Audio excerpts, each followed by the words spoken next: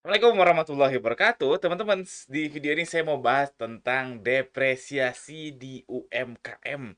Penting nggak sih depresiasi di UMKM itu? Kita lanjut. Jadi teorinya depresiasi itu muncul di kata dari EBITDA, earning before interest, taxes, depreciation and amortization. Lalu yang ininya pendapatan sebelum bunga, pajak, depresiasi, dan amortisasi. Jadi ini penting banget karena ini muncul di istilah yang cukup penting di laporan keuangan, depresiasi. Nah, makanya kalau teman-teman masih menganggap depresiasi nggak penting, saya yakin teman-teman pasti pernah dengar lah namanya depresiasi, tapi tidak memperhitungkan itu dalam keseharian bisnis. Nah, itu hati-hati karena saya dulu kayak gitu. Sekarang saya sudah insaf, makanya bikin bikin video ini mudah-mudahan teman-teman tidak mengulangi kesalahan saya. Jadi apa itu depresiasi? Jadi contohnya gini, teman-teman misalkan punya uang 10 juta lalu beli iPhone. Di mata ini apa di mata neraca di laporan keuangan 10 juta ini seakan-akan terkonvert menjadi iPhone. Jadi uang teman-teman nggak hilang, uangnya hilang, cuma terkonvert menjadi aset seharga 10 juta juga itu ketika pertama kali beli. Jadi cash itu terkonvert ya, bukan dibuang cashnya, tapi di convert menjadi iPhone misal ya. Lalu ternyata 5 tahun itu masa layan iPhone akan habis diperkirakan. Kenapa 5 tahun ya? Mungkin kameranya rusak atau paling paling mungkin itu adalah ada teknologi baru. Jadi ada iPhone 20 gitu, iPhone 21 sehingga yang iPhone yang dulu dibeli 5 tahun lalu itu nggak ada harganya lagi. Jadi di tahun kelima ini nih satu, dua, tiga, empat, lima. Di tahun pertama beli dia harganya 10 juta segini, 10 juta. Lalu di tahun kelima itu nggak ada harganya lagi karena nggak kepake. Yang tadi saya sebutkan nih contohnya ya antara nggak kepake, ada teknologi baru, nggak produktif lagi, udah nggak nyaman dipakainya, atau mungkin rusak sama sekali. Di sini nol. Nah, kalau kita tarik garis lurus ke sini berarti per tahunnya itu ada susut depresiasi seharga 2 juta rupiah. Dari 10 juta ke 8 juta, ke 8 juta ke 6 juta, 6 juta ke 4 juta, 4 juta ke eh 2 juta. Berarti ini tahun ke nol. Berarti ini 8, 6, 4, 2, 0.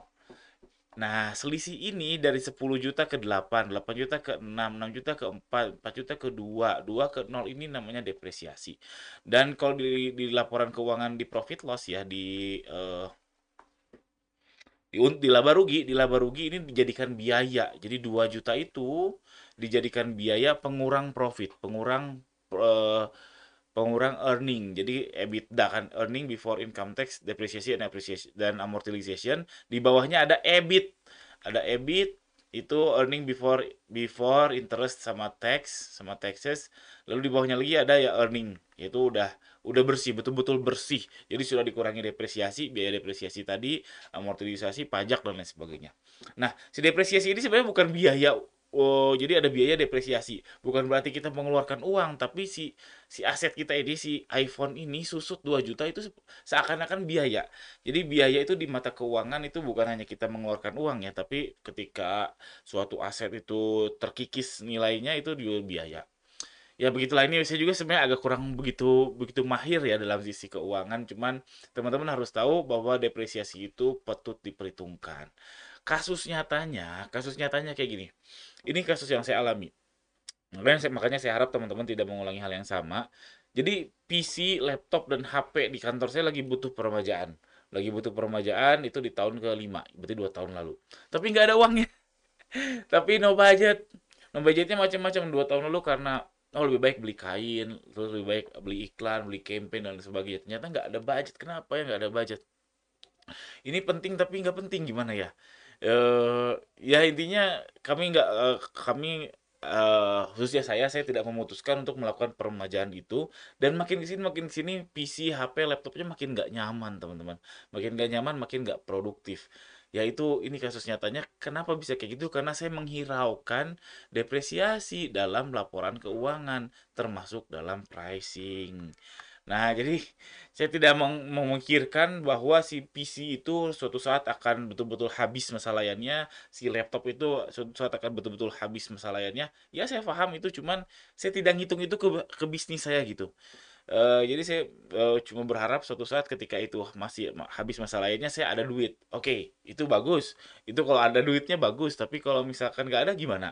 Nah, kejadian di kasus saya ketika, PC, HP, laptop sudah merasa tidak nyaman anak-anak pakainya, itu butuh diremajakan, butuh beli yang baru tapi nggak ada uangnya. Jadi itu kesalahan saya menghiraukan depresiasi dalam laporan keuangan karena tadi depresiasi ini mengurangi profit. Jadi seakan-akan bisnis saya sehat padahal nggak sehat karena depresiasinya lumayan. Lalu ada masalah pricing menentukan harga yang tadinya misalkan targetnya profit profit 20%. Profit 20% itu udah dikurangi depresiasi, amortisasi depresiasi atau belum? Kayak gitu. Oke, saya juga jadi bingung ya. Ya intinya gitu. Nah, biar lebih simpel lagi, biar super duper sederhana lagi, eh, apa ya, key ways atau takeaways atau bagian penting yang teman-teman harus dapatkan dari video ini, teman-teman margin jangan ketipisan itu aja sih. Jadi intinya marginnya jangan ketipisan, siapkan ruang untuk meremajakan device, peremajaan aset yang produktif. Jangan sampai ada kejadian kayak saya ketika boom, waduh, device-nya, asetnya lagi udah nggak produktif lagi, nggak ada uangnya. Jadi harus disiapkan uangnya, entah itu ditabung, entah itu dari sisi pricing, entah itu target profitnya ditambah atau lain sebagainya. Yang jelas siap-siap aset produktif Anda makin sini pasti akan makin turun. Contohnya apa aset produktif itu? Tadi saya sudah contohkan, kalau di kasus saya ada PC, ada laptop, ada HP. Lalu mungkin ada lagi mesin jahit, lalu ada mesin potong misalkan, lalu ada lagi eh kamera, lighting, studio, wah macem-macem. Yang jelas aset yang produktif, yang tangible, yang bisa dihitung. Itu depresiasi. Soalnya kalau yang nggak bisa dihitung namanya amortisasi. Oh, itu aja video ini, video kuliah singkat ini. Saya harap ada manfaatnya. Jika iya, tolong subscribe channel saya ini. Sekian aja, jangan lupa subscribe.